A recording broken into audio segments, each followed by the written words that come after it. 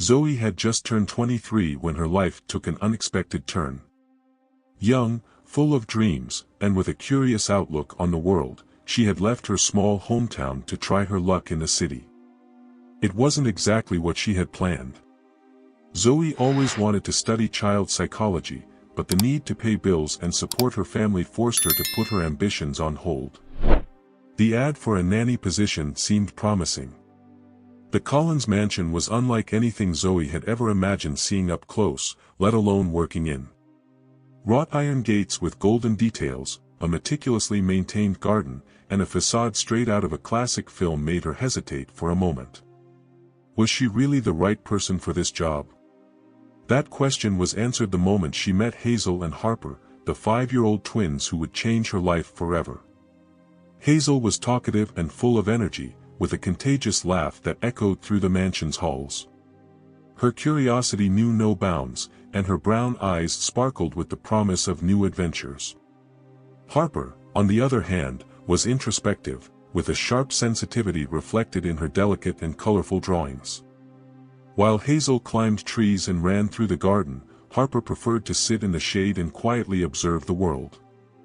On her very first day, Zoe realized that these two girls were much more than just her responsibility. They were unique souls who shared a deep connection.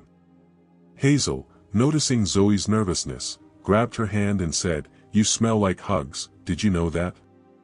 It was all Zoe needed to feel welcomed. Harper, more reserved, took a little longer to warm up, but that same evening she left a small drawing on Zoe's table with the title, "Our New Friend." The girls' parents, Daniel and Charlotte Collins, were distant figures. Daniel was a renowned businessman whose dedication to work made him a rare presence in his daughters' lives. Charlotte, on the other hand, seemed to carry the weight of a sadness Zoe couldn't quite define. While kind, she seemed to prefer leaving emotional matters in the hands of whoever was hired to care for the children. Zoe threw herself wholeheartedly into her new routine. Beyond taking care of the girls' basic needs, she created creative activities to entertain them. There were storytelling nights, where she made up magical tales about princesses and dragons, always casting the twins as the heroines. There were also treasure hunts in the sprawling garden, which hid sculptures covered in ivy and small fountains forgotten by time. One day, while exploring one of the mansion's halls, Zoe came across an old photograph discreetly hung on a wall. The image showed a woman with a melancholic expression, dressed in an elegant gown from the 1940s. Beside her were two girls who bore an uncanny resemblance to Hazel and Harper. The discovery intrigued Zoe, but she decided to keep her questions to herself, at least for now. As the days passed, however, Zoe noticed something curious. The mansion seemed alive, as if its walls held whispered stories carried by the wind. Footsteps echoed more than they should, and there was a constant feeling of being watched. None of this truly frightened her, but it fueled her growing curiosity. Zoe began to understand that this wasn't just a house, but a place brimming with memories and secrets. Despite this, her main focus was on the twins, who started to trust her like an older sister. Hazel, who had always been afraid of the dark, asked Zoe to leave a night light on, but only if it was the magical light she brought. Harper, who rarely spoke about her feelings, confided to Zoe that she missed something she couldn't even explain. In the end, Zoe realized that, without meaning to, she had found a purpose here. The job that had started as a financial obligation had become her passion. She didn't know what the future held, but she felt that her journey with these girls was only just beginning. A few weeks had passed since Zoe started working at the Collins mansion. Her days were filled with the cheerful chaos of Hazel's endless energy and Harper's quiet creativity. Nights, however, were peaceful, as the girls had a strict bedtime routine. Zoe often stayed up after they fell asleep, using the silence of the mansion to read or reflect. But one stormy evening, the calm she had grown accustomed to was shattered. The night began like any other. Rain drummed softly against the tall windows as thunder occasionally rumbled in the distance. Zoe prepared the girls for bed, reading them one of their favorite stories about two sisters who tamed a wild fox in a magical forest. Hazel insisted on adding her own ending, while Harper quietly clung to her stuffed rabbit, her wide eyes watching the shadows the flickering lamplight cast on the walls. After tucking them in and ensuring their nightlight was on, Zoe closed their door softly and headed downstairs. She had a cup of tea in her hand and was about to settle into the cozy armchair in the library when she heard it, a faint but distinct sound coming from the garden. It was hard to tell over the storm, but it didn't sound like the wind or rain. Zoe froze for a moment, her heart thudding. She tried to rationalize it. Perhaps a branch had fallen, or maybe an animal had wandered onto the property. After all, the mansion was surrounded by thick woods. Still, she couldn't shake the unease creeping up her spine. Setting her tea down, she moved to the nearest window and peered into the darkness outside. At first, she saw nothing but sheets of rain and the swaying silhouettes of trees. Then, a movement caught her eye, quick and deliberate. Someone was out there. Zoe's mind raced. The Collins family was out of town for the evening, attending a charity gala, leaving her alone with the girls. She locked all the doors earlier, a routine she never skipped, but the thought of an intruder on the property made her throat tighten. She hurried to the security panel near the front door and checked the cameras. On the screen, a figure dressed in dark clothing was visible near the side of the house, moving toward the back entrance. Zoe's stomach sank. Whoever it was, they were no lost hiker. Fighting the panic rising in her chest, Zoe's first thought was of Hazel and Harper. She rushed upstairs to the girls' room, where both were still asleep, blissfully unaware of the danger. She quietly locked their door and began formulating a plan. She couldn't risk calling attention to herself by turning on more lights, but she needed to call for help. Grabbing her phone, Zoe quickly dialed 911. Her voice was steady but low as she described the situation to the operator. The dispatcher assured her that officers were on their way, but it would take time given the storm. The sound of glass shattering downstairs made her heart leap into her throat. The intruder was inside. Zoe glanced at the girls, who stirred slightly but didn't wake. She knew she had to act fast. She scanned the room and spotted a heavy wooden chair. Quietly, she wedged it under the doorknob to buy them more time if needed. Then, she grabbed a small decorative vase and clutched it tightly. It wasn't much, but it was something. Footsteps echoed faintly from the first floor. The intruder was moving slowly, perhaps searching for valuables or thinking the house was empty. Zoe's mind was a flurry of thoughts. Should she hide with the girls or try to distract the intruder away from them? A faint creak outside the door made her decision for her. The intruder was coming upstairs. Summoning every ounce of courage, Zoe stepped toward the door, her hands trembling around the vase. Just as the footsteps reached the hallway, she yelled loudly, "I've called the police. They're on their way." Her voice was firm, even though her heart felt like it might burst. There was a moment of silence. Then, the footsteps retreated, hurried this time. Zoe exhaled shakily but didn't let her guard down. She stayed by the door until she heard the distant sound of sirens approaching. Relief washed over her as the police arrived, securing the property and confirming that the intruder had fled. Zoe finally unlocked the door and sat by the girls, who remained peacefully asleep, unaware of how close danger had come. The aftermath of the terrifying night lingered like the fading echoes of a thunderstorm. The police stayed at the mansion for hours, combing through the property to ensure the intruder was gone. Officers questioned Zoe, impressed by her calm demeanor and quick thinking. She described the figure she saw on the security cameras as best as she could, though the darkness and rain made it difficult to recall details. Once the house was declared safe, the lead officer looked at Zoe with genuine admiration. "You kept those girls safe," he said. "Not everyone would have handled this the way you did." His words were meant to reassure her, but they carried a weight that Zoe felt deeply. She hadn't slept a wink. Even after the officers left, Zoe stayed awake, sitting by Hazel and Harper's bed, listening to the sound of their even breathing. The sight of their peaceful faces was enough to ground her, but she couldn't shake the thought of what might have happened if she hadn't acted quickly. Morning came with pale sunlight streaming through the mansion's tall windows. The storm had passed, leaving the world washed clean, but Zoe's mind was anything but clear. The girls woke up to the smell of pancakes, unaware of the danger they had been in. As Zoe helped them get ready for the day, Hazel looked at her and asked, "Why do you look tired? Did you have a bad dream?"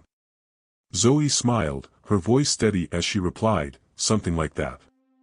Later that morning, Daniel and Charlotte Collins returned from the charity gala, visibly shaken after hearing about the night's events.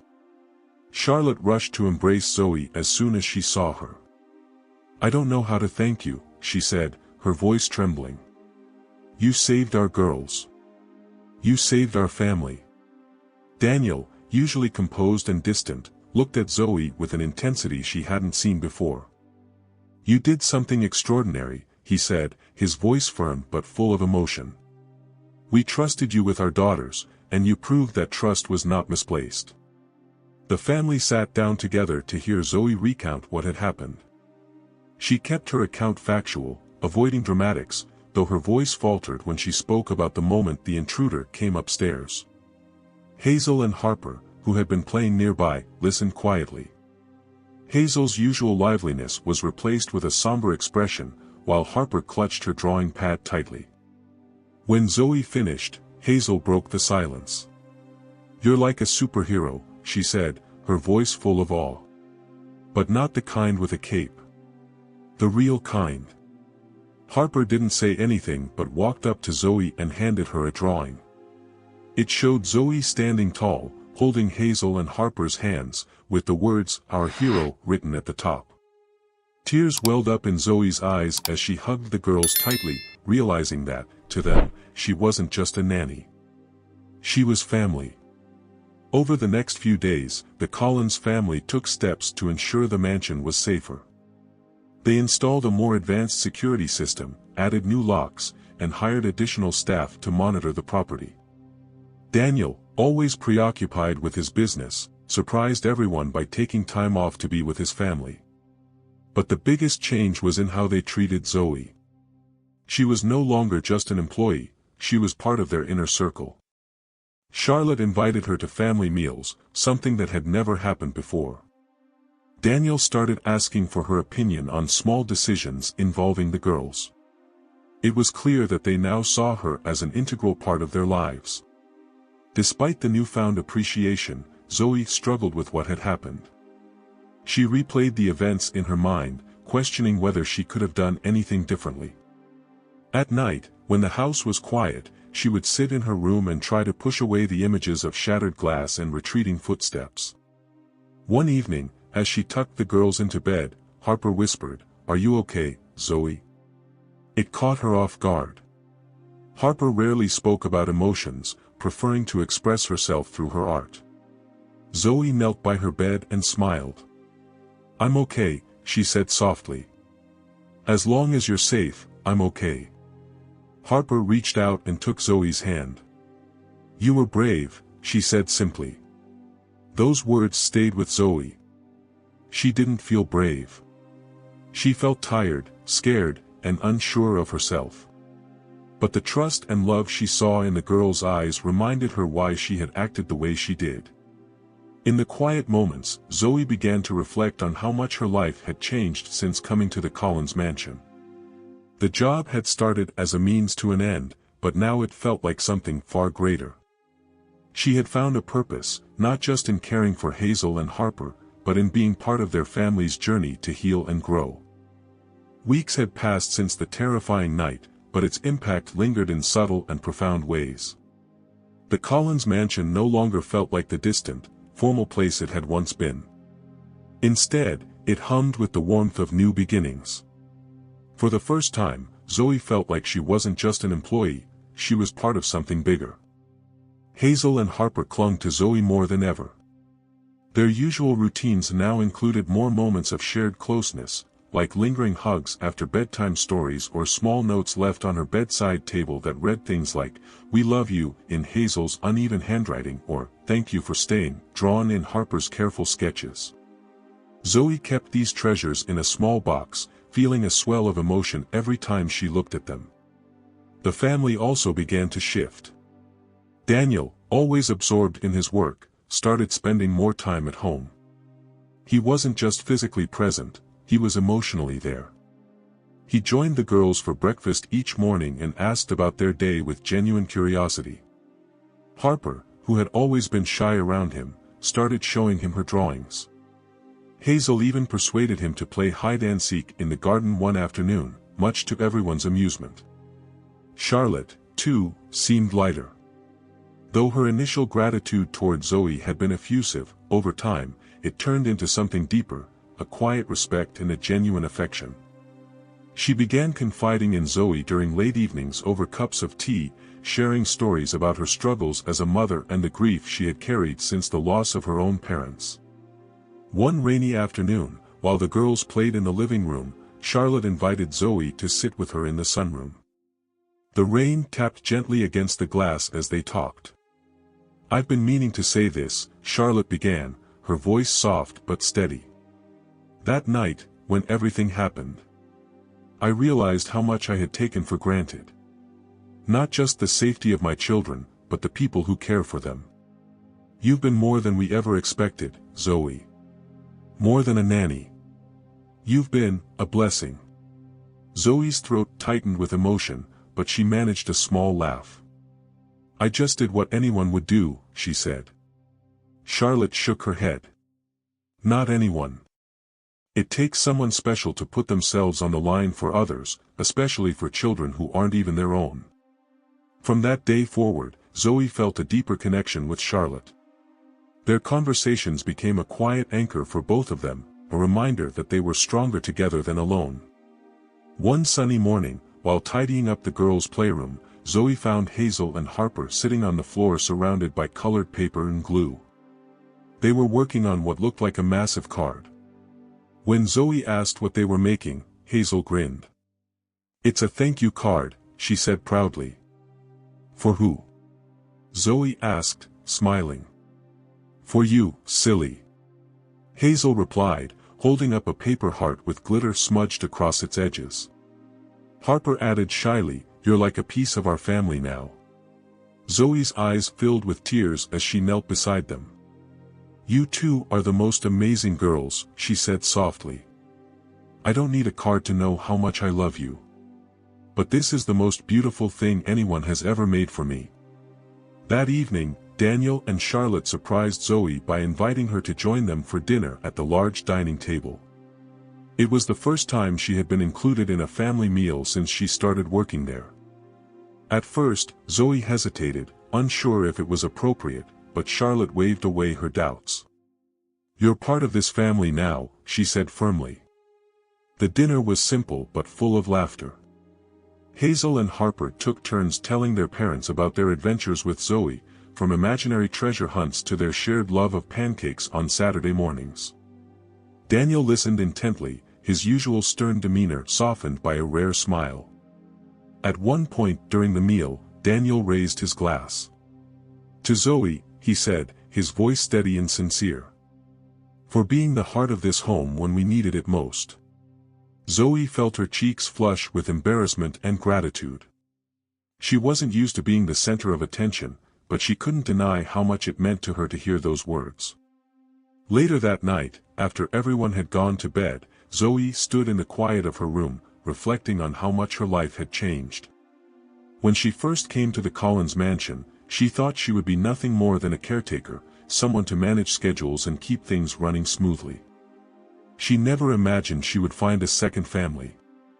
The bond they had forged wasn't just about gratitude or obligation. It was built on trust, love, and the shared understanding that they had all been through something that changed them. The Collins family had opened their hearts to Zoe, and in doing so, they had helped her rediscover a sense of purpose she didn't know she was missing.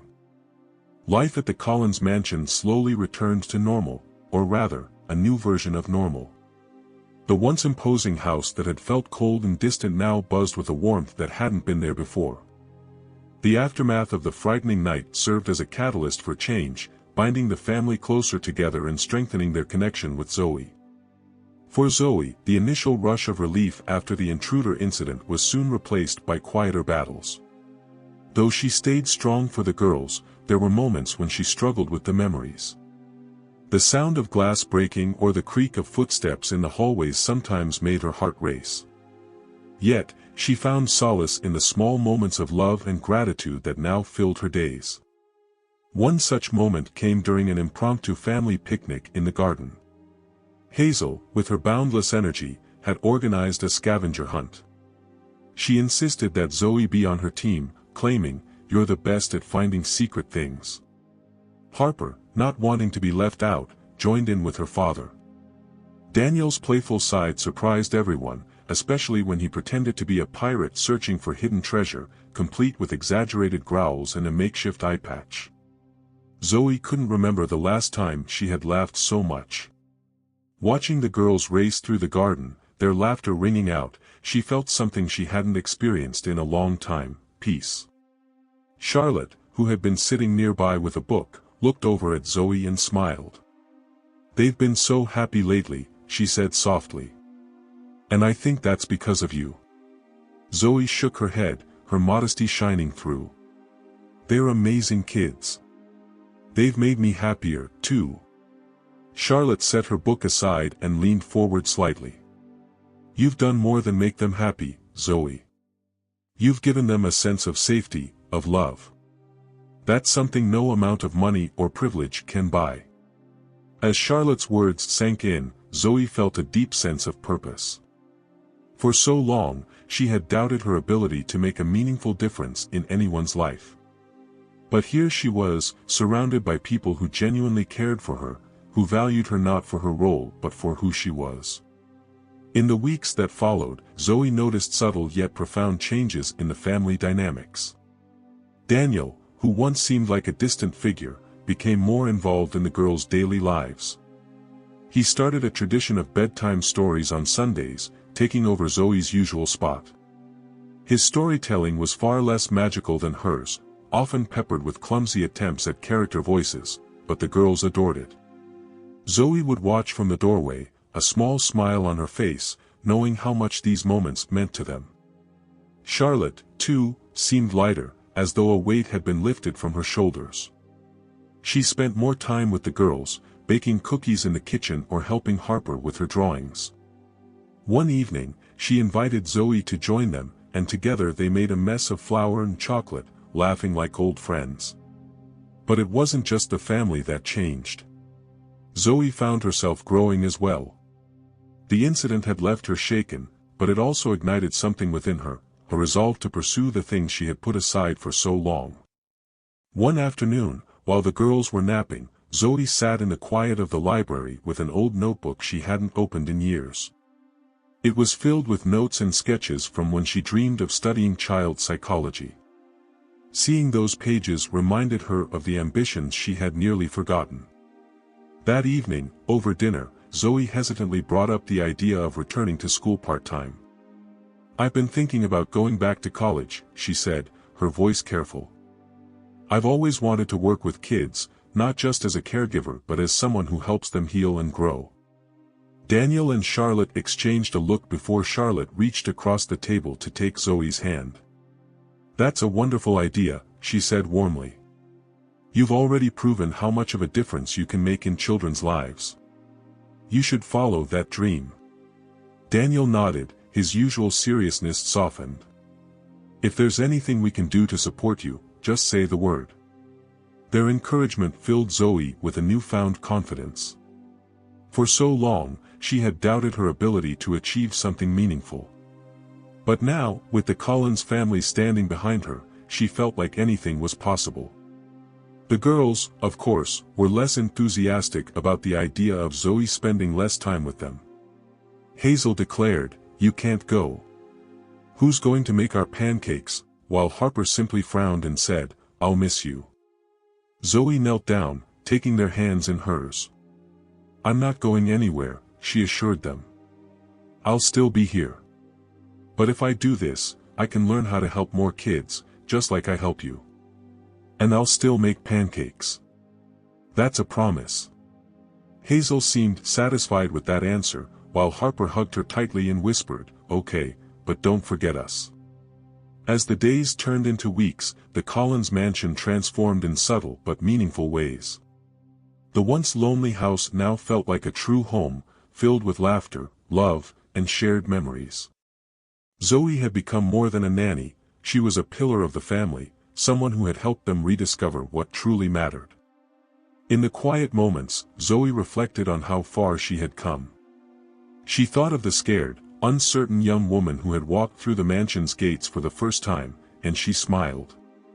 That woman had found her purpose, not just in the family she had come to love, but in the strength she had discovered within herself. With each passing day, the Collins mansion transformed into a sanctuary of love and warmth. What had once been a house defined by its cold grandeur now brimmed with laughter and connection, and Zoe found herself at the center of it all. The twins, Hazel and Harper, continued to flourish under Zoe's care. Hazel became even more adventurous, inventing elaborate games that often involved Zoe pretending to be a queen, a pirate, or sometimes both. Harper, inspired by Zoe's encouragement, began sharing her drawings with more confidence, even gifting a few to her father, Daniel, who proudly displayed them in his office. One Saturday morning, while making pancakes, a beloved tradition by now, Hazel looked up at Zoe with her mischievous grin. "Do you ever wish you had your own kids?" she asked. The question caught Zoe off guard. She paused, spatula in hand, and smiled softly. "I think, for now, I have you too. And that's more than enough." Hazel giggled, satisfied with the answer, while Harper added, "If you did, we'd share you. But only a little." Moments like these reminded Zoe of how deeply she had become a part of the girls' lives. But it wasn't just the twins who had changed. Daniel and Charlotte were also rediscovering what it meant to be present and engaged as parents. Daniel, in particular, surprised Zoe one afternoon. She was sitting in the library, reviewing materials for her upcoming classes, when he walked in, carrying a small, framed photo. "I thought you might like this," he said, handing it to her. Zoe took the frame and gasped softly. It was a photo of her and the twins, taken during one of their impromptu tea parties in the garden. She remembered Harper insisting on dressing her up with a paper crown and Hazel commanding her to rule wisely. "It's beautiful," Zoe said, touched. "Thank you." Daniel nodded, his usual composed demeanor softening. "You've brought something into this house we didn't even realize was missing. I know, Charlotte, and I don't always say it, but we're grateful for you every day." Zoe felt her cheeks warm, but before she could respond, Hazel burst into the room, dragging Harper behind her. "We need a judge," she declared. "We made drawings, and you have to pick the best one." "Not fair," Harper protested. "You just want me to lose." Zoe laughed as she set the frame aside and followed the girls out, leaving Daniel to watch with a quiet smile. The growing bond between Zoe and the family didn't go unnoticed by those outside the mansion. Neighbors and family friends began remarking on how much the Collins household had changed. At a charity luncheon hosted by Charlotte, one guest said, "Your home feels alive now." Charlotte, who had grown used to these comments, smiled knowingly. "We have Zoe to thank for that," she said, her voice filled with genuine appreciation. Meanwhile, Zoe's life outside the mansion also began to evolve. She started her classes part-time, balancing her studies with her role as the twins' caregiver. The challenge was daunting, but the Collins family supported her every step of the way. One evening, after a long day of classes and playtime with the twins, Zoe sat at the kitchen table with her textbook spread out in front of her. Harper wandered in quietly, carrying her sketchpad. "What are you doing?" Harper asked, climbing onto a chair beside Zoe. "Studying," Zoe replied with a tired smile. "I have a big test coming up." Harper tilted her head thoughtfully. You study to help kids, right? That's right, Zoe said. Harper flipped open her sketchpad, revealing a drawing of Zoe sitting with Hazel and Harper under a big tree. In the picture, the tree was surrounded by other children, all smiling and reaching toward Zoe. You already help kids, Harper said simply. The drawing and Harper's words filled Zoe with a renewed sense of purpose. She realized that even as she worked toward her dream of helping children through psychology, she was already making a difference in the lives of the people around her. The mansion itself seemed to reflect this shift. The once neglected tower, which Zoe had discovered months ago, was transformed into a vibrant playroom for the twins. Harper filled its walls with her colorful drawings, and Hazel declared it their secret castle. Zoe often joined them there, reading stories or simply watching them play, her heart full. But not every moment was perfect. Zoe still wrestled with moments of doubt, particularly during quiet nights when the memory of the intruder crept into her mind. She kept the door to her room locked, even though she knew the house was secure. Charlotte noticed Zoe's unease one evening and invited her for tea in the kitchen. "You've done so much for us," Charlotte said gently. "But you don't have to carry everything alone. If you ever need to talk, I'm here." Zoe hesitated, but the sincerity in Charlotte's voice encouraged her to open up. She spoke about her lingering fears and her doubts about whether she was doing enough. Charlotte listened patiently before responding.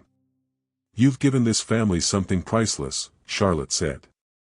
"You've shown us how to love again. That's more than enough."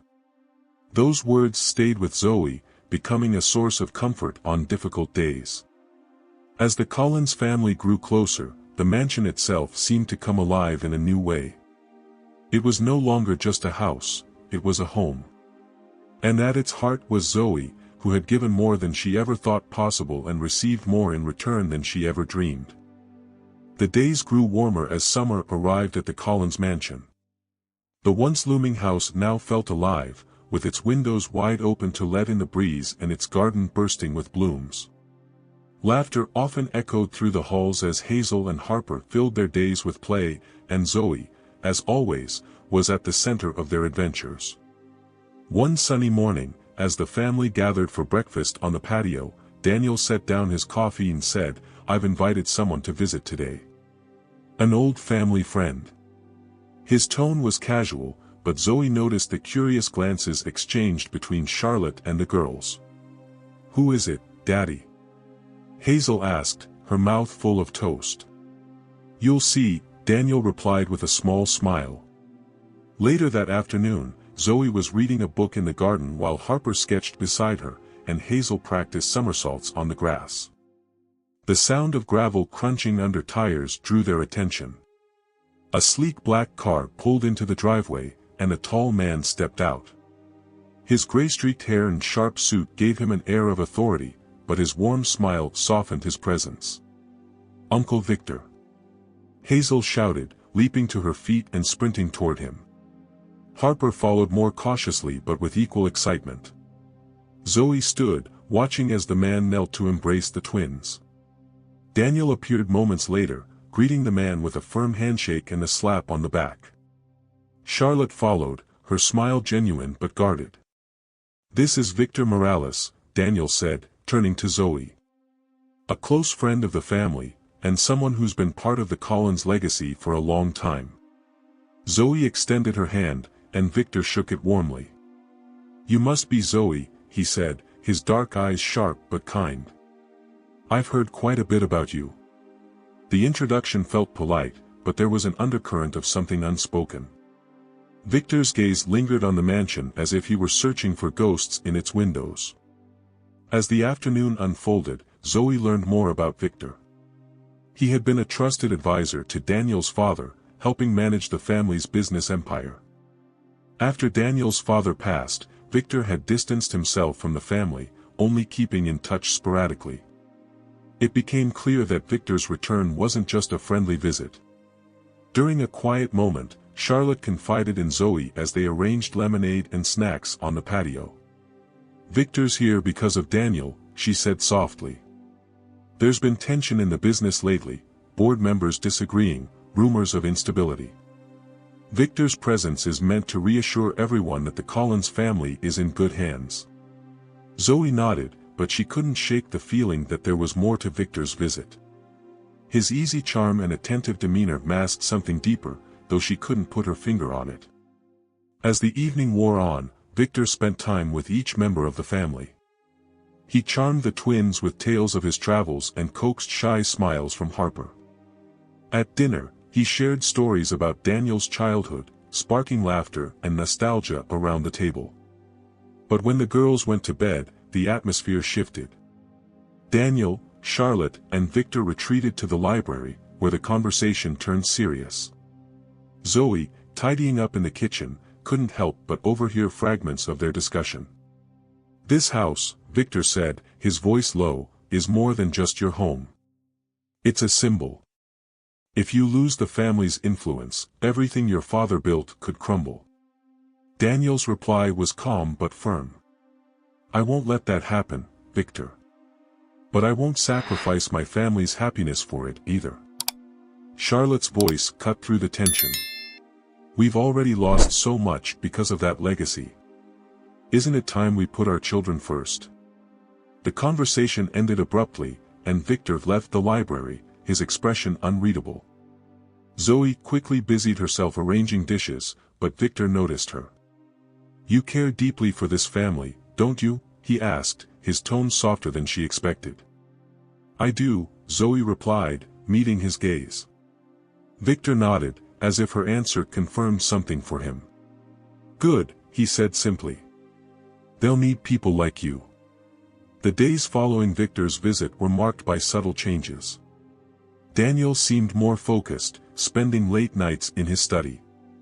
Charlotte, while attentive to the girls, grew quieter, her thoughts clearly elsewhere. The twins, oblivious to the tension, carried on as usual, though Hazel occasionally asked Zoe why her parents seemed tired. Zoe found herself drawn into the unfolding situation in ways she hadn't anticipated. One evening, Daniel asked her to join him in the study. "I need your perspective," he said, gesturing for her to sit. "Victor believes we should focus entirely on the business, but I've seen what that cost my father. You've brought so much life into this house, Zoe. What would you do in my position?" The question stunned her.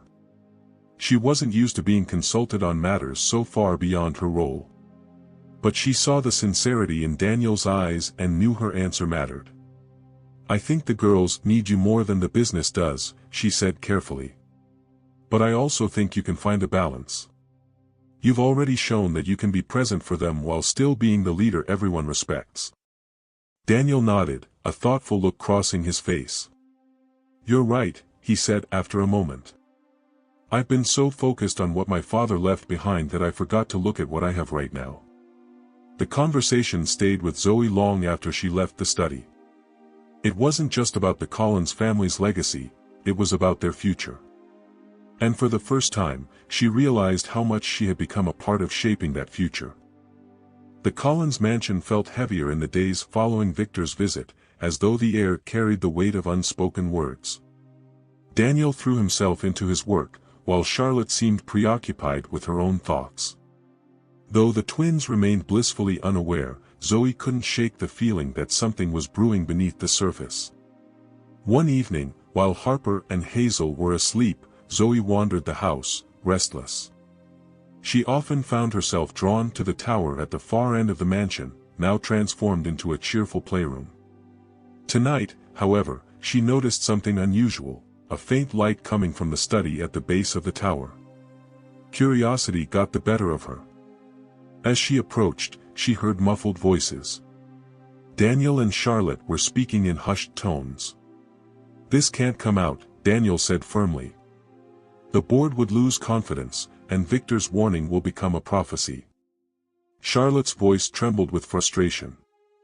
"But keeping secrets didn't work for your father, Daniel. It nearly tore this family apart before, and I won't let it happen again." Zoe stepped back, her heart racing. She hadn't meant to eavesdrop, but their words stayed with her. What secrets were they hiding? And why did Victor seem to hold such sway over their decisions?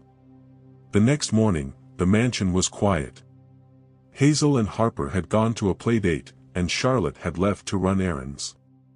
Daniel was locked away in his study, leaving Zoe with an unusual stretch of free time. Feeling a tug of curiosity, she decided to take a closer look at the mansion's history, starting with the collection of old photo albums and documents tucked away in the library. As she flipped through the yellowed pages of an album, Zoe came across an image that made her pause. It was a photograph of Daniel as a child, standing beside his father and Victor. Behind them stood the mansion, but something about it looked different. The tower was partially obscured, and there was scaffolding around its base, as though it were under construction. Next to the photograph was a handwritten note in faded ink. The foundation must remain hidden, for the sake of all. The words sent a chill down Zoe's spine. What foundation? And why did it need to be hidden? As she continued searching, she found a folded piece of paper tucked between the pages of an old journal. It was a letter, addressed to Daniel's father. The handwriting was elegant but urgent. The matter of the tower cannot be ignored. If it comes to light, everything we've built will be at risk. I trust your judgment to handle this discreetly. Zoe's pulse quickened. She glanced toward the door, half expecting someone to appear, but the library was still. She tucked the letter into her pocket, resolving to learn more. Later that day, as the girls napped, Zoe found Charlotte in the garden, tending to the roses. Can I ask you something? Zoe began, careful to keep her tone light. Charlotte looked up, her face warm but tired. Of course, dear. What's on your mind? Zoe hesitated. The tower. It seems like it has a history. Is there something special about it? For a moment, Charlotte's expression faltered, but she quickly recovered. The tower has always been part of the house. Why do you ask? I came across an old photograph in the library, Zoe said, watching Charlotte closely. It mentioned a foundation being hidden. It seemed important. Charlotte's hands stilled over the roses. She took a deep breath and straightened, her voice quieter now. There's more to this house than you know, Zoe. My husband and I, we've tried to protect the girls from the past, but it's not always easy. Some things are better left buried. Before Zoe could ask more, Charlotte excused herself, leaving Zoe alone with her thoughts. That night, as the mansion settled into silence, Zoe returned to the tower. The playroom was empty, its cheerful decor almost masking the unease that gnawed at her. She traced her fingers along the walls, feeling for anything unusual, until she noticed a faint draft near the back corner. Pushing aside a large bookshelf, she discovered a hidden door. Her heart pounded as she turned the handle, revealing a narrow staircase that spiraled downward into darkness. Zoe hesitated, clutching the small flashlight she had brought. The air grew colder as she descended, the faint smell of earth and damp stone growing stronger. At the bottom, she found a small, dimly lit room. The walls were lined with shelves holding dusty ledgers and documents. In the center stood an old wooden chest, its surface worn with age. Zoe opened it carefully, revealing a collection of items, photographs, contracts, and a thick ledger with the Collins family crest on the cover. As she skimmed the pages, the truth began to unfold. Decades ago, Daniel's father had used the mansion as collateral for a risky business deal. The tower's foundation, built over an ancient system of tunnels, had been sealed to hide valuable assets in case of financial ruin. These secrets were meant to ensure the family's survival but had come at a great cost, both financially and emotionally. Zoe's hands shook as she closed the ledger. This was the legacy Victor had warned about, the burden Daniel had inherited. When she emerged from the tower, the first light of dawn was breaking. She knew she had uncovered something that could change everything for the Collins family. The question was, should she tell them? The discovery of the hidden room and the ledger left Zoe restless. She spent the following day in a haze, her mind replaying what she had read. The Collins family legacy wasn't just built on hard work and perseverance, it was entangled in secrets, risks, and sacrifices that Daniel and Charlotte had tried to shield from their children. By the afternoon, Zoe knew she couldn't keep this to herself. The family had trusted her, and if she was going to continue being a part of their lives, she needed to be honest about what she had found. She waited until the evening, after Hazel and Harper had gone to bed. The twins were unusually giggly that night, their laughter echoing through the mansion as Zoe told them a story about a brave knight who discovered a hidden treasure. The irony wasn't lost on her. When the house finally quieted, Zoe approached the library, where Daniel was seated at his desk, poring over papers.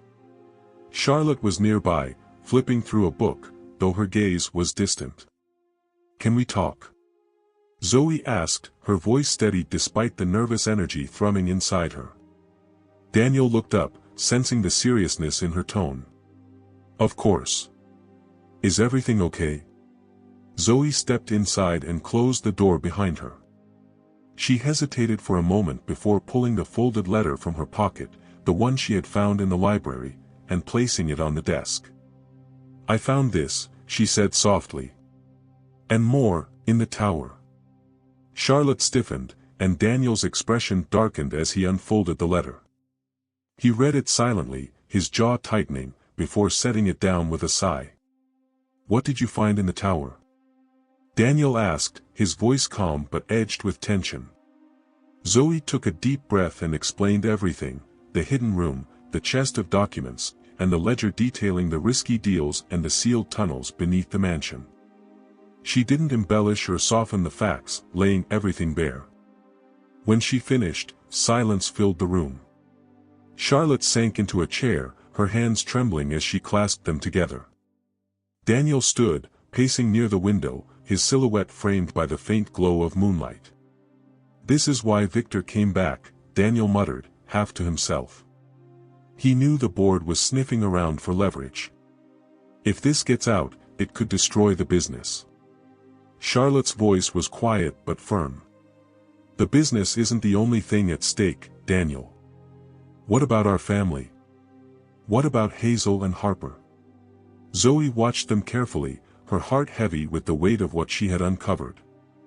"I didn't bring this to you to cause trouble," she said softly. "But I thought you deserved to know.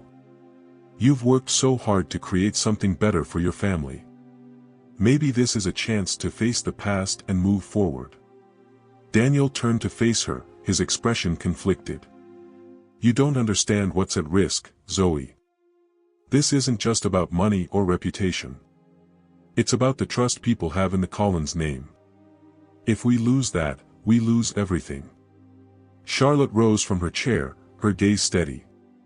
"Maybe it's time to redefine what the Collins name stands for. Secrets like these didn't help your father, Daniel. They tore him apart." Zoe saw the tension between them, the pull of loyalty to the past versus the hope for a different future. She decided to give them space. "I'll leave you to talk," she said gently, stepping toward the door. Before she could leave, Charlotte stopped her. "Thank you, Zoe," she said quietly. "For your honesty, and your courage."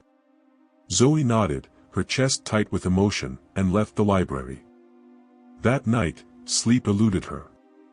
She lay awake in her room, staring at the ceiling and wondering if she had done the right thing. The Collins family had already endured so much, and now they faced yet another challenge. But deep down, Zoe believed that facing the truth was the only way forward. The next morning, the mood in the house was subdued. Daniel and Charlotte seemed exhausted, their conversation from the night before clearly weighing on them. At breakfast, Daniel barely touched his coffee, and Charlotte kept glancing at him as if waiting for him to speak. Finally, Daniel cleared his throat. "We've decided to bring Victor back," he said, his tone measured. "He knows the business and the people involved. If anyone can help us navigate this, it's him." Charlotte nodded, though her expression was somber. "But we're doing this on our terms," she added. "No more hiding. No more secrets." The declaration hung in the air, a quiet promise that things would change. That afternoon, Zoe found herself back in the tower with the twins. Hazel was busy pretending the room was her treasure vault, while Harper sketched quietly in the corner. "What are you thinking about?" Harper asked suddenly, her perceptive eyes fixed on Zoe. Zoe smiled, brushing a hand through Harper's hair. "I'm thinking about how lucky I am to be here with you." Harper tilted her head, considering this. "You make this house better," she said simply. Zoe's chest tightened.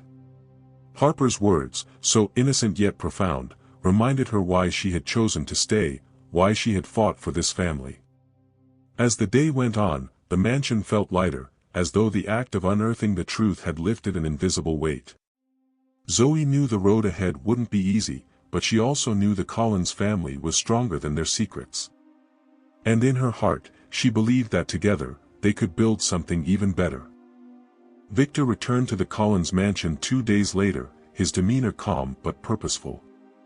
This time, his visit was less about pleasantries and more about addressing the crisis Zoe had inadvertently unearthed. Daniel greeted him at the door, his usual air of authority tinged with vulnerability. In the library, the three adults, Daniel, Charlotte, and Victor, gathered around a large oak table, the ledger Zoe had discovered lying open before them. Zoe, though not invited to the meeting, lingered in the hall, unable to resist overhearing snippets of the conversation. "The tunnels were sealed for a reason," Victor said, his voice steady but firm. "Your father wanted to protect the family's assets, but times have changed. If word gets out about what's hidden beneath this house, the media will twist it into something worse than it is." Daniel leaned back in his chair, his expression troubled.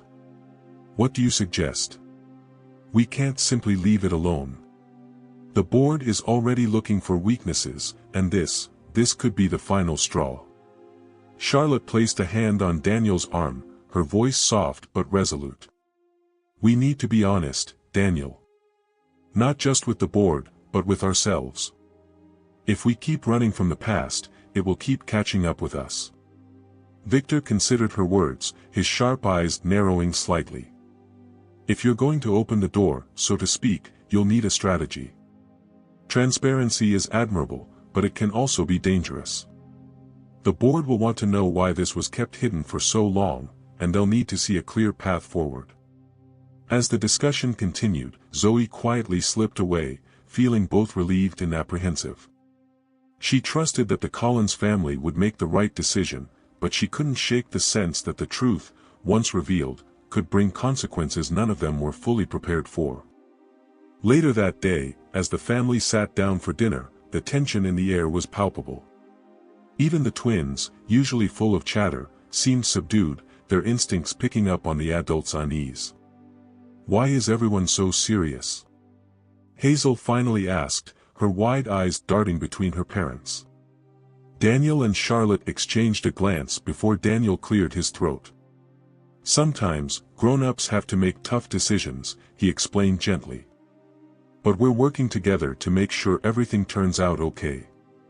Harper tilted her head, her small voice breaking the silence. "Are we in trouble?" Charlotte immediately reached across the table to take Harper's hand. "No, sweetheart. You and your sister are safe. That's the most important thing to us."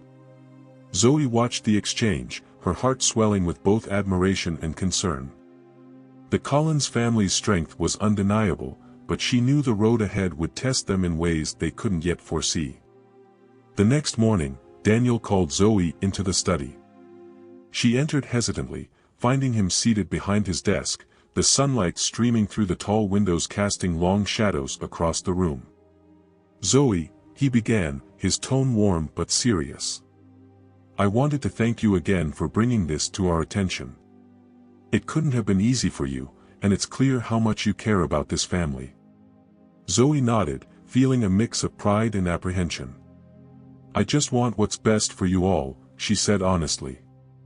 Daniel leaned forward, his hands clasped on the desk. "Charlotte and I have decided to take Victor's advice. We're going to address this issue head-on, starting with the board. But we also want to make sure the girls are shielded from all of this. They don't need to know the details, not yet. I understand, Zoe replied. I'll do everything I can to keep things normal for them. Daniel smiled faintly. You've already done so much. I don't know how we would have gotten through the past few months without you. The sincerity in his voice touched Zoe deeply. As she left the study, she felt a renewed sense of purpose. Her role in the Collins family had grown far beyond that of a nanny. She was a confidant, a protector, and a steady presence in their lives. In the weeks that followed, the Collins family faced their challenges with resilience. Daniel held a meeting with the board, revealing the truth about the mansion's hidden assets and outlining a plan to address the situation transparently. Though the initial reactions were mixed, Daniel's honesty and leadership won the board's respect, solidifying his position as a trusted figure in the company. Meanwhile, life at the mansion settled into a new rhythm. The twins remained blissfully unaware of the turmoil behind the scenes, their days filled with laughter and play. Zoe, as always, was there to guide and support them, her bond with the girls growing stronger by the day. One quiet evening, as Zoe tucked the twins into bed, Hazel reached out and grabbed her hand. "You're like our glue," she said sleepily. "Glue?" Zoe repeated, amused. "Yeah," Hazel murmured. "You keep us all together." Zoe kissed her forehead, her heart full. "I think you're the glue, Hazel. You and Harper. You remind us what's most important." After the girls drifted off to sleep, Zoe sat by the window in her room, watching the stars. The mansion felt different now, lighter, freer. The secrets that had weighed it down for so long were finally being brought to light, and though the journey wasn't over, Zoe felt hopeful. The Collins family had faced their past and come out stronger. And Zoe knew, deep in her heart, that she had found her place, not just as a caretaker, but as part of their family. Summer began to wane, and the Collins family, once weighed down by hidden truths, was finding their stride again. The mansion felt lighter, almost as if it had exhaled a long-held breath. The board's response to Daniel's transparency had been cautiously optimistic, and with Victor's guidance, the family business was stabilizing. For Zoe, life settled into a routine she cherished. She balanced her studies with her role in the household, her days filled with laughter and the twins' boundless energy. But just as it seemed peace had fully returned, an unexpected challenge threatened to unravel everything. It started with a knock at the door one late afternoon. Zoe was in the kitchen, helping Hazel and Harper bake cookies, when the sound echoed through the house. Charlotte answered, her polite voice greeting whoever stood on the other side. Moments later, she returned, her expression pale and strained. "Zoe," Charlotte said quietly, her voice almost trembling. "There's someone here to see you." Zoe frowned in confusion. "Me?" "Yes," Charlotte said, glancing at the twins. "Why don't you two finish decorating the cookies? Zoe will be right back." The twins, absorbed in their work, barely noticed as Zoe followed Charlotte to the sitting room. Standing there was a woman Zoe hadn't seen in years, her estranged mother, Diana. Diana's presence was as commanding as ever, her sharp features softened only slightly by time. She looked out of place in the elegant room, her well-worn coat and tired eyes contrasting starkly with the mansion's refined beauty. "Zoe," Diana said, her voice carefully measured. "It's been a long time." Zoe froze, 1,000 emotions colliding in her chest, shock, anger, and a flicker of the longing she'd buried years ago. She hadn't seen her mother since leaving their small town, determined to carve out a life of her own. "What are you doing here?" Zoe asked, her voice sharper than she intended. Diana clasped her hands together, her gaze dropping to the floor. "I know I'm the last person you want to see. But I didn't know where else to go." Charlotte, sensing the tension, placed a gentle hand on Zoe's arm. "I'll leave you two to talk. If you need anything, I'll be nearby." She slipped out of the room, leaving Zoe and Diana alone. Zoe crossed her arms, keeping her distance. You didn't know where else to go. After all this time, you show up here. Why now? Diana sighed, her shoulders sagging. Because I made mistakes, Zoe. A lot of them. And I've paid for them. But I heard about you, how you're living here, how you've built something beautiful. I wanted to see it for myself. Zoe's heart clenched. She didn't know how her mother had learned about her life with the Collins family, but the vulnerability in Diana's voice made it hard to keep her walls up. I didn't do this for you, Zoe said, her voice quieter now. I know, Diana replied, taking a tentative step closer. But I'm proud of you, Zoe. You've become someone strong, someone kind. I didn't give you much growing up, but somehow, you became everything I wished I could have been. The words struck a chord Zoe didn't expect. Her memories of childhood were tangled with hardship, her mother's struggles with addiction, the constant instability, the feeling of being invisible. Yet here Diana was, acknowledging it all in a way she never had before. What do you want? Zoe asked, her tone softening but still cautious. Diana hesitated, then finally said, I want a chance to make things right. I don't expect you to forgive me, but maybe we can start over. Even if it's just a little. The vulnerability in her mother's voice was undeniable, but Zoe's heart was conflicted. She had built a new life, a new family, and opening the door to her past felt risky. I don't know, Zoe admitted. You can't just show up and expect everything to be okay. I don't expect that, Diana said earnestly. I just wanted to see you. To let you know I'm here if you ever want to talk. The conversation ended without resolution, and Diana left quietly, promising not to push Zoe for more than she could give. That night, as Zoe sat by her window, the events of the day replayed in her mind. The Collins family had given her a sense of belonging she'd never had growing up, but seeing her mother had reopened old wounds. She felt caught between the life she had created and the one she had left behind. The next morning, Charlotte approached her in the garden. How are you feeling? She asked gently. Zoe hesitated. I don't know. I thought I'd moved past everything with my mom, but seeing her, it brought it all back. Charlotte nodded, her expression thoughtful. Sometimes, the past has a way of finding us when we least expect it. But that doesn't mean you have to face it alone. Zoe looked at her, grateful for the understanding in her voice. Thank you, Charlotte. For everything. As the days passed, Zoe found herself reflecting on Diana's visit.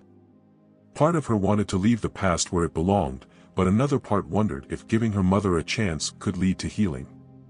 In the meantime, Zoe focused on the family she had chosen. Hazel and Harper, as always, were her anchors, their laughter and unconditional love reminding her of the beauty in her life.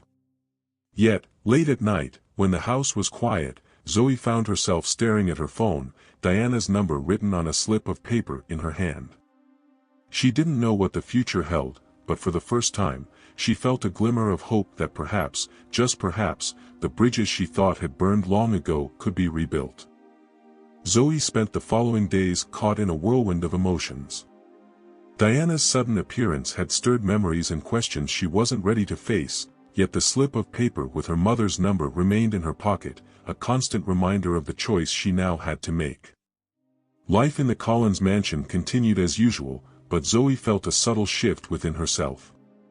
The twins kept her grounded, Hazel's infectious energy and Harper's quiet curiosity were her daily reminders of the stability and love she'd found here. Yet, the thought of reconnecting with Diana lingered, casting a shadow over even the brightest moments. One evening, after the twins were asleep and the mansion had settled into its nightly hush, Zoe found herself in the library. She wasn't studying or tidying, as she often did. Instead, she sat in one of the oversized armchairs, staring at the slip of paper in her hand. Charlotte walked in, a cup of tea in her hands. She paused when she saw Zoe, her perceptive eyes immediately noticing the tension in her expression. Couldn't sleep? Charlotte asked, setting the tea on the side table. Zoe managed a small smile. Something like that. Charlotte sat in the chair across from her, her gaze gentle but searching. You've been quieter than usual these past few days. Is it about your mother? Zoe hesitated, then nodded. I thought I'd moved on from my childhood, from everything that happened. But seeing her again. It's like all those feelings came rushing back. And now I don't know what to do. Charlotte leaned forward slightly, her voice soft but firm. What is it you're afraid of, Zoe? Zoe took a deep breath, the words spilling out before she could stop them. I'm afraid she'll hurt me again. That I'll let her in and she'll leave, just like before. I don't know if I can handle that. Charlotte reached out and placed a hand over Zoe's. It's okay to feel that way. You don't owe her anything, Zoe. But if you think there's a chance for healing, for closure, you should take it. Not for her, but for yourself. Zoe looked down at the slip of paper, Charlotte's words echoing in her mind. She wasn't sure she was ready, but part of her knew she couldn't ignore the situation forever. The next afternoon, while Hazel and Harper were playing in the garden, Zoe found herself dialing the number. The phone rang once, twice, and then Diana's voice came through, hesitant but hopeful. Zoe? It's me, Zoe said, her voice steady despite the emotions swirling within her. I've been thinking about what you said. About starting over. Diana's breath hitched, and there was a pause before she spoke.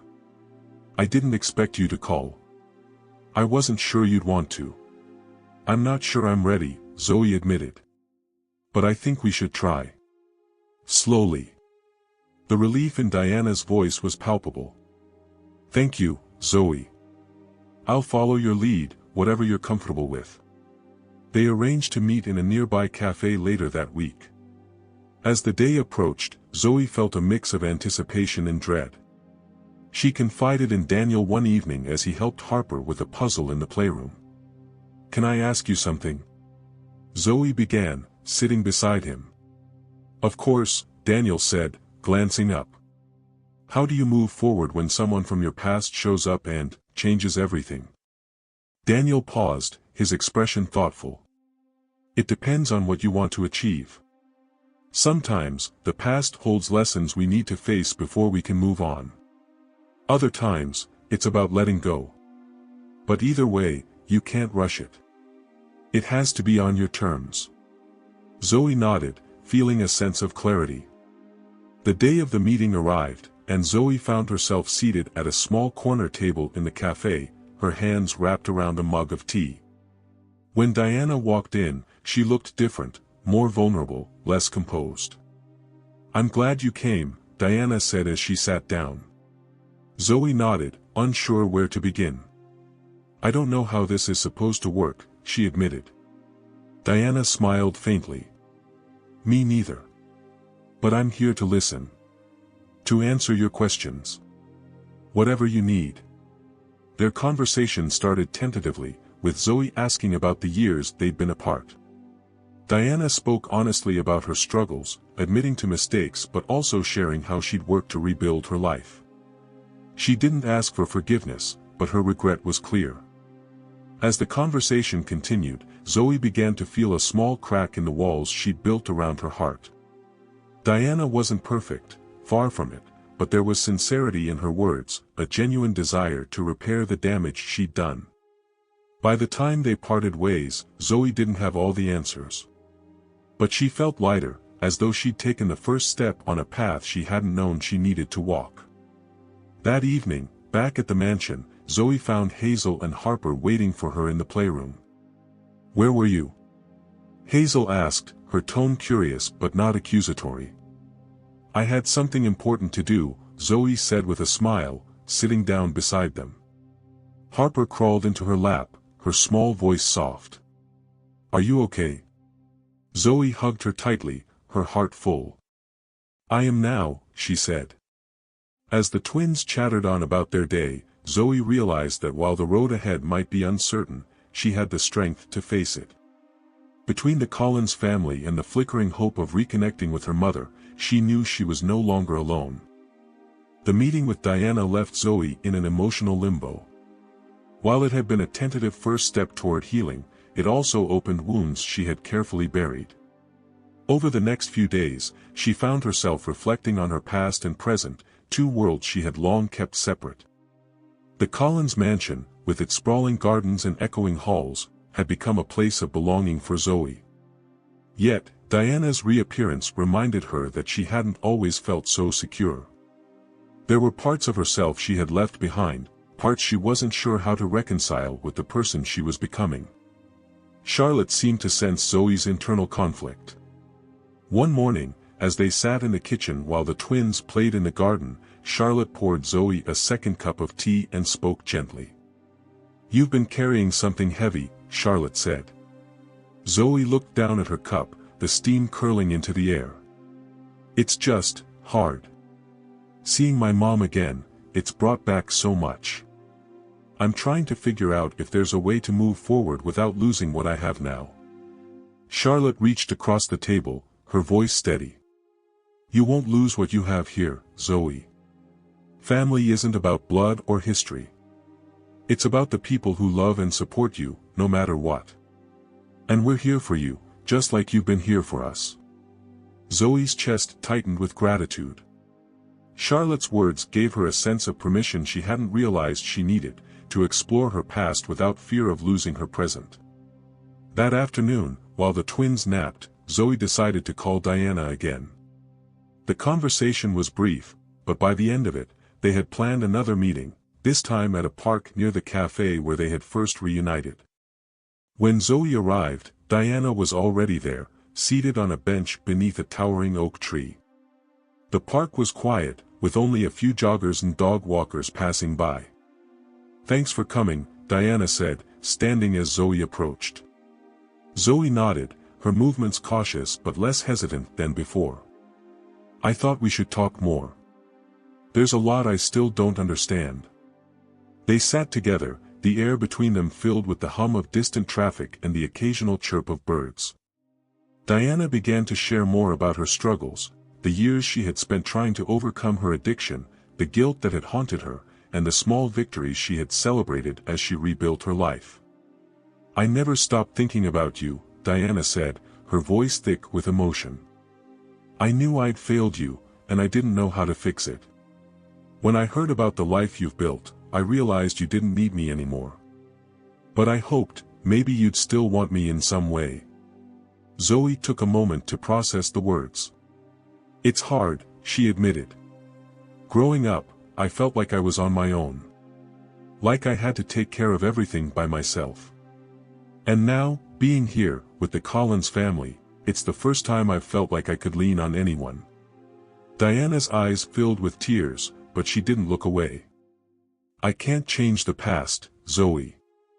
But I want to be better, for you, and for myself. Even if it takes time." Zoe nodded slowly, feeling a flicker of something she hadn't expected, hope. "I think we can try," she said softly. "But it has to be on my terms."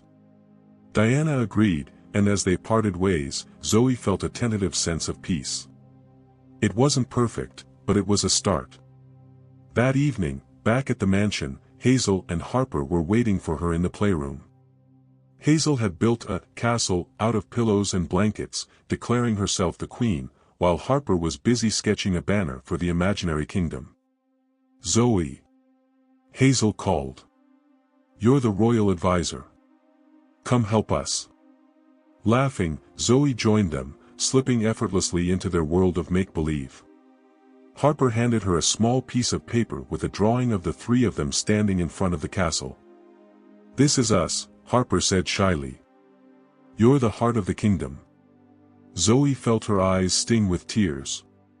She hugged Harper tightly and smiled at Hazel, who was busy giving orders to her stuffed animals. That night, as Zoe prepared for bed, she found herself reflecting on the idea of family. The Collins family had given her a sense of belonging she hadn't known was possible. And now, with Diana, there was a chance to build something new, a bridge between the two worlds that had shaped her. For the first time in years, Zoe felt like she was standing on solid ground. Her past no longer felt like a weight she had to carry alone, and her future no longer felt uncertain. She was finding her place, step by step, surrounded by the love and trust she had worked so hard to earn. The weeks following Zoe's second meeting with Diana were transformative.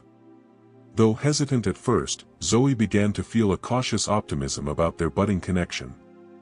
They met periodically for coffee or short walks in the park, their conversations growing deeper with each encounter. Zoe still held boundaries, but the walls she had built over years of disappointment began to soften. At the same time, life in the Collins mansion continued to flourish. Hazel and Harper were thriving, their days filled with laughter, creativity, and the quiet confidence that came from living in a home full of love. Zoe's role in their lives had grown beyond what she could have imagined. She was no longer just their nanny, she was their confidant, their cheerleader, and their source of comfort. One crisp autumn morning, as golden leaves blanketed the garden, Zoe sat with the twins under their favorite oak tree. Hazel was busy collecting leaves to press into a scrapbook, while Harper quietly sketched the scene, her little brow furrowed in concentration. "Do you think the leaves get scared when they fall?" Hazel asked suddenly, holding up a particularly vibrant red leaf. Zoe smiled at the thought. "Maybe," she said. "But they're falling to make room for something new. Sometimes, change is a little scary, but it can also be beautiful." Harper looked up from her sketchpad, her soft voice chiming in. "Like when you came here. At first, we didn't know you, but then you made everything better." Zoe's heart swelled. She reached out and gently brushed a strand of hair from Harper's face. "And you too made everything better for me," she said sincerely. That evening, Zoe sat down with Charlotte and Daniel in the study. Over the past few months, they had become more like trusted friends than employers, and it wasn't uncommon for them to involve Zoe in family discussions.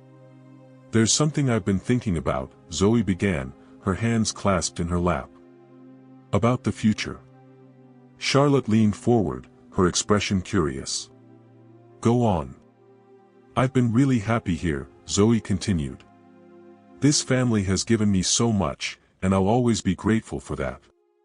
But I've also been thinking about my own goals, about studying child psychology full-time and eventually helping other kids and families." Daniel nodded thoughtfully. "You've talked about that dream before. Are you thinking about making a change?" Zoe hesitated but met their eyes. "Not right away. I'd never leave Hazel and Harper without making sure they were ready. But I think it's time for me to start planning for the next chapter." The room was quiet for a moment before Charlotte reached over and took Zoe's hand. "We always knew you had a bright future ahead of you," she said warmly. "You've given so much to this family, Zoe. Whatever you decide, we'll support you." Daniel nodded in agreement. "You'll always have a place here, no matter what." Their words gave Zoe a sense of peace. While the idea of leaving the mansion someday felt bittersweet, she knew it was the right step toward achieving her dreams. The following weekend, Diana called with unexpected news. "I've been offered a job," she said, her voice trembling with a mix of excitement and uncertainty. "It's nothing fancy, but it's stable, and it means I can start fresh." Zoe's heart lifted. "That's amazing, Mom. I'm proud of you." Diana was quiet for a moment before responding. "I wouldn't have gotten here without you, Zoe. You've inspired me more than you know." The words stayed with Zoe long after their conversation ended. For years, she had thought of her relationship with her mother as broken beyond repair. Now, she saw a glimmer of hope, not just for Diana's future, but for their relationship as well. That evening, Zoe joined the Collins family for dinner. The twins were animated, recounting their adventures in the garden with wild gestures and giggles. Daniel and Charlotte exchanged amused glances, clearly cherishing the joyful chaos. As Zoe looked around the table, she felt an overwhelming sense of gratitude. This family had given her a home, a purpose, and the courage to face her past. And now, as she prepared to take the next steps toward her future, she knew she would carry their love and support with her wherever she went.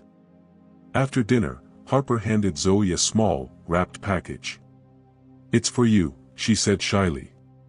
Inside was a delicate bracelet made of colorful beads. Each bead was painted with a small symbol, a heart, a star, a tree. "What do they mean?" Zoe asked, her voice thick with emotion. Hazel chimed in. "The heart is for love, the star is for your dreams, and the tree is for us, because you're the roots that keep us strong." Zoe hugged them both tightly, tears streaming down her face. "I'll wear it every day," she promised.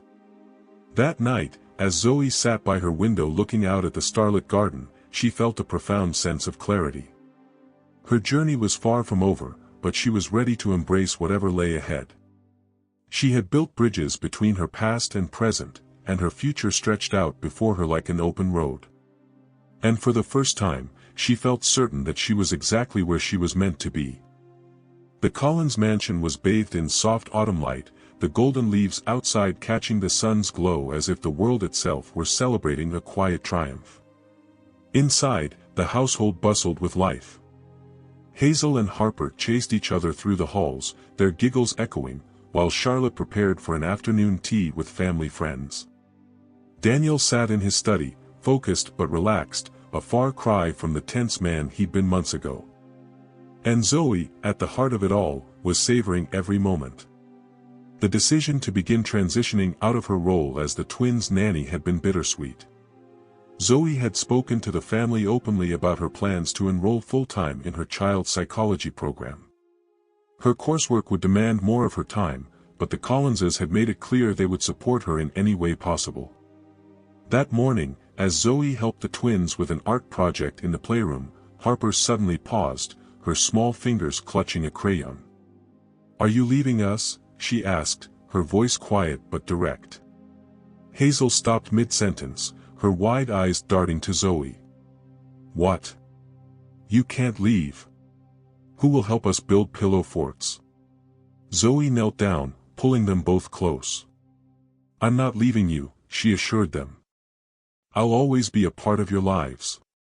But I have to go to school more so I can help other kids, just like I help you." Harper tilted her head, considering this. "You'll still visit?" "Of course," Zoe said. "And until then, we're going to make the most of every day we have together." Hazel's grin returned. "Good. Because we have a lot of fort building to do." The weeks that followed were filled with quiet goodbyes to the routine Zoe had come to love. She and the twins spent hours making memories, baking cookies, exploring the garden, and creating an elaborate scrapbook filled with drawings, photos, and notes. One evening, Charlotte invited Zoe to join her and Daniel in the library. "We've been thinking about how much you've done for this family," Charlotte began, her voice warm. "And we wanted to do something for you in return." Daniel slid a small envelope across the table. Inside, Zoe found a letter of recommendation written in his precise handwriting, as well as a generous check to cover her first year of tuition. Tears sprang to Zoe's eyes. "I can't accept this," she said, her voice trembling. "You can and you will," Daniel said firmly, though his tone held nothing but kindness. "You've given our daughters, and us, so much. Let us give something back." Charlotte added, "We believe in you, Zoe. And we know you're going to make a difference in the world, just like you've made a difference in our lives." Zoe hugged them both, overwhelmed by their generosity and faith in her. On her last official day as the twins' nanny, the Collins family surprised Zoe with a farewell party. The living room was decorated with streamers and balloons, and a banner hung above the fireplace that read, "We love you, Zoe." Hazel and Harper presented her with a box filled with mementos, a scrapbook of their favorite memories, a framed photo of the three of them in the garden, and a small stuffed rabbit Harper had drawn countless times. "So you don't forget us," Harper said softly. Zoe knelt, hugging them tightly. "I could never forget you," she whispered. That night, as Zoe packed the last of her things, Charlotte knocked on her door. "I wanted to give you this," Charlotte said, handing Zoe a beautifully wrapped box. Inside was a leather journal embossed with Zoe's initials. "For your next chapter," Charlotte said. "I have a feeling it's going to be an incredible story." The following morning, Zoe said her goodbyes. As she hugged the twins one last time, Hazel whispered, "You'll come back soon, right?" "Always," Zoe promised. Driving away from the mansion was harder than she had anticipated.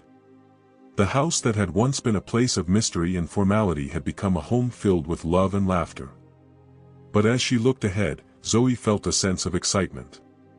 Her first day of full-time classes was both daunting and exhilarating. The campus buzzed with energy, and Zoe felt like a small fish in a vast ocean. But as she sat in her first lecture on child development, she felt a surge of confidence. She was exactly where she needed to be. That evening, as Zoe sat in her small apartment, she opened the scrapbook the twins had made for her. Flipping through its pages, she laughed and cried at the memories they had captured: their first pancake breakfast, their epic scavenger hunt in the garden, the night she had comforted them after a bad dream. Tucked in the back was a handwritten note from Hazel and Harper. "Dear Zoe, thank you for being our hero. We love you forever. Love, Hazel and Harper." Zoe placed the scrapbook on her desk beside her textbooks and journal. She wasn't just leaving one chapter behind, she was carrying it with her, every memory, every lesson, every ounce of love. As she looked out at the city skyline, Zoe smiled. She had faced her past, embraced her present, and now, her future stretched out before her like an open book, ready to be written. And she knew, with unshakable certainty, that this was just the beginning.